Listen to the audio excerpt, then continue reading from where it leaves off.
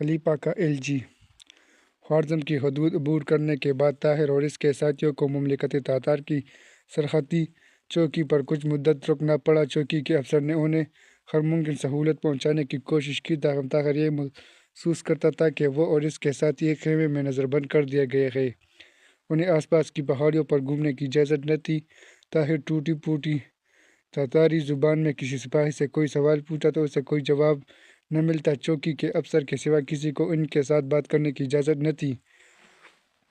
تاتاری جاسوس ان کے ساتھ سائے کی طرح لگے رہتے تھے۔ طاہر نے چوکی کے افسر کو بار خواہ سمجھانے کی کوشش کی کہ وہ چنگیز خان کے نام خلیفہ بغداد کی طرف سے ایک ضروری پیغام لے کر آیا ہے، لیکن اسے ہر بار یہی جواب ملتا: خان اعظم کے پاس پیغام بھیج دیا گیا ہے، ان کی ہدایت ملتے ہی آپ کو روانہ کر دیا جائے گا۔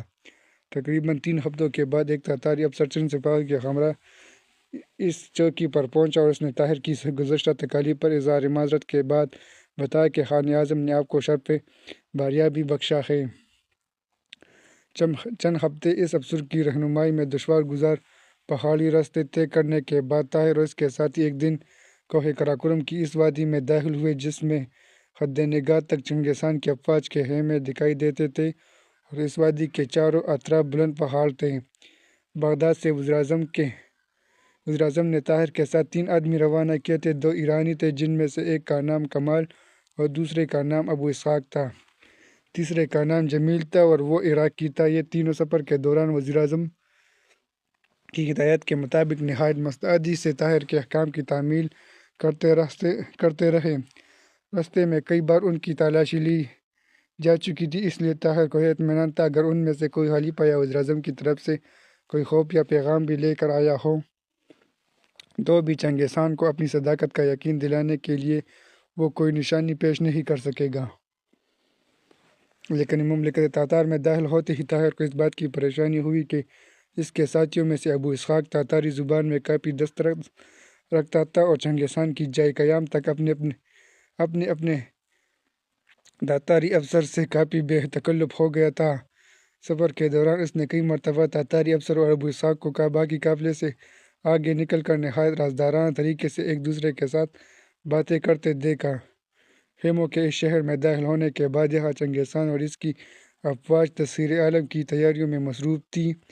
تاتاری افسر ایک کشادہ خیمے کے ساتھ انہیں روکا اور گھوڑے سے اتر کر طاہر سے مخاطب ہوا: آپ اس خیمے میں آرام کریں، میں خان اعظم کو اطلاع دیتا ہوں۔ اس کے بعد اس نے چند سپاہیوں کو جو خیمے سے باہر کھڑے ان کی راہ دیکھ رہے تھے اشارہ کیا۔ انہوں نے آگے بڑھ کر طاہر اور اس کے ساتھیوں کے گھوڑوں کی باگیں پکڑ لیں اور وہ گھوڑے سے اتر کر ایک اور افسر کی رہنمائی میں خیمے کے اندر داخل ہوئے۔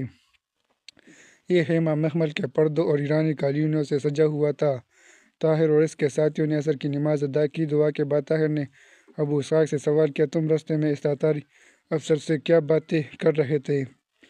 ابو اسحاق نے ایک معنی خیز تبسم کے ساتھ اپنے ساتھیوں کی طرف دیکھا اور جواب دیا: کچھ نہیں، وہ مجھے چنگیز خان اور میں اسے اپنے خلیفہ کے متعلق بتا رہا تھا۔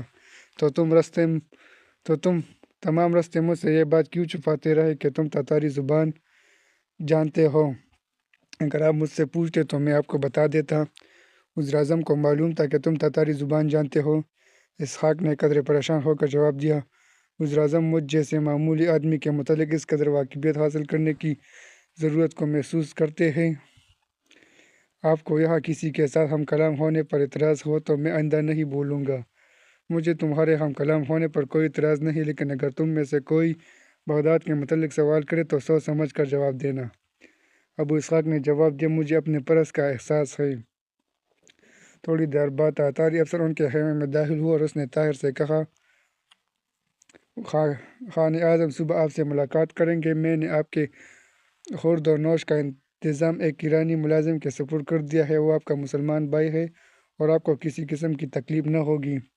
جس وقت طاہر تاتاری افسر کے ساتھ باتیں کر رہا تھا، ابو اسحاق خیمے سے اٹھ کر باہر نکل گئے اور جب یہ افسر رخصت ہوا تو طاہر اٹھا اور خیمے کے دروازے میں کھڑا ہو کر باہر جھانکنے لگا۔ ابو اسحاق چند قدم کے فاصلے پر تاتاری افسر سے باتیں کر رہا تھا۔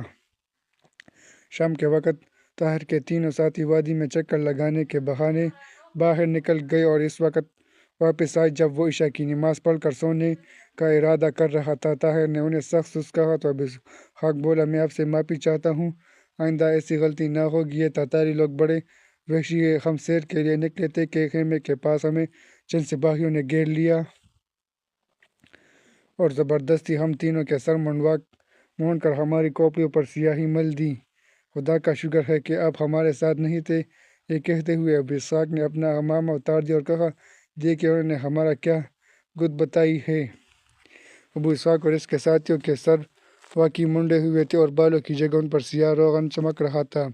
طاہر نے کہا، عجب احمق ہے یہ لوگ، میں چنگیز خان کے سامنے اس بدسلوکی پر احتجاج کروں گا۔ ابو اسحاق نے کہا، یہاں سر منڈوانا نئی بات نہیں، ایک افسر کہہ رہا تھا کہ مہمان کا سر منڈوانا بھی یہاں مہمان نوازی میں داخل ہے۔ خدا کا شکر ہے کہ انہوں نے اپنے خنجروں کی تیزی کی آزمائش کے لیے ہمارے سروں کے بال ہی منتخب کیے، ورنہ ایک تاتاری کے ہاتھ کو اپنی شارک سے اس قدر قریب دیکھنا خطرے سے خالی نہ تھا۔ اگلی صبح چنگیز خان کے خلجی کے ساتھ شاہی ایوان کی طرف چل دیا۔ شاہی ایوان میں اس وادی کے ایک سرے پر چند خوبصورت خیموں پر مشتمل تھا۔ پہاڑی کے اوپر جانے والی سڑک کے نچلے پر دائیں اور بائیں انسانی کھوپڑیوں سے دو بلند مینار تعمیر کیے گئے تھے اور سڑک کے دونوں کناروں پر نیچے سے اوپر تک کھوپڑیوں کی قطاریں بنائی گئی تھیں۔ طاہر کے چہرے سے اس کے تاثرات کا اندازہ لگاتے ہوئے تاتاری افسر نے کہا، یہ صرف بڑے بڑے سرداروں کی کھوپڑیاں ہیں، انہیں ان کی حیثیت کے مطابق جگہ دی گئی ہے، نچلے طبقے کے لوگوں کی کھوپڑیاں یہاں نہیں لائی گئیں۔ اوپر خان اعظم کے خیمے کے سامنے آپ ان حکمرانوں اور فوجی رہنماؤں کی کھوپڑیوں کا انبار دیکھیں گے جنہوں نے ہماری عظمت کے سامنے سربجود ہونے سے انکار کر دیا تھا، اور اونچے گھرانوں کی حسین بیگمات جنہوں نے خان اعظم اور شہزادوں کی خدمت سے انکار کر دیا تھا۔ ان کی کھوپڑیوں سے ایک چھوٹا سا مینار بلکہ تاتار کے خیمے کے سامنے تعمیر کیا گیا ہے۔ پہاڑی پر چڑھتے ہوئے کہا، وہ دیکھیے، اس پہاڑی پر خان اعظم کا عالیشان محل تعمیر ہو رہا ہے۔ ان پہاڑوں میں اعلیٰ قسم کے پتھر نایاب ہیں۔ میں نے سنا ہے کہ بغداد، بخارا اور سمرقند کی عمارتوں میں بہترین قسم کے سرخ اور سفید پتھر لگائے گئے ہیں۔ طاہر نے جواب دیا، لیکن وہ پتھر خوبصورت ہونے کے علاوہ سخت بھی ہے۔ آپ کے خان اعظم انسانی کھوپڑیوں کا محل تعمیر کیوں نہیں کرتے؟ اگر انسانی کھوپڑیاں اینٹوں کا کام دے سکتی تو ہمارے لیے یہ کام مشکل نہ تھا۔ شمال مغرب اور شمال مشرق کے شہروں میں کھوپڑیوں کے کئی انبار بیکار پڑے ہوئے ہیں۔ پہاڑی کی چوٹی پر ایک کشادہ اور ہموار میدان میں بیش قیمت قالین بچھے ہوئے تھے اور اس میدان کے تین اطراف خیموں کی قطاریں تھیں۔ جا بجا پہرے دار ننگی تلواریں لیے کھڑے تھے۔ خلجی درمیان کے ایک خیمے کے سامنے رکا اور طاہر کو باہر ٹھہرا کر اندر داخل ہوا۔ تھوڑی دیر کے بعد واپس آ کر طاہر کو اندر لے گیا۔ دو کشادہ کمروں میں گزرنے کے بعد طاہر تیسرے اور نسبتاً چھوٹے کمرے میں داخل ہوا۔ کمرے کے ایک طرف کوئی 4 بلسٹ اونچا چبوترا تھا جس پر بیش قیمت قالین بچھا ہوا تھا۔ چبوترے کے بیچ ایک قطار میں چند تاج رکھے تھے۔ کمرے میں ایک عمر رسیدہ شخص جو اپنے جبہ و دستار سے ایک مسلمان عالم معلوم ہوتا تھا کھڑا تھا۔ اس نے آگے بڑھ کر طاہر کی طرف مصافحے کے لیے ہاتھ بڑھایا اور کہا، میں خاقان تاتار کی مملکت میں اپنے ایک مسلمان بھائی کا خیر مقدم کرتا ہوں۔ طاہر نے اس کے ساتھ مصافحہ کرتے ہوئے اپنے جسم میں ایک کپکپی سی محسوس کی اور قدرے تذبذب کے بعد کہا، آپ یہاں کیا کرتے ہیں؟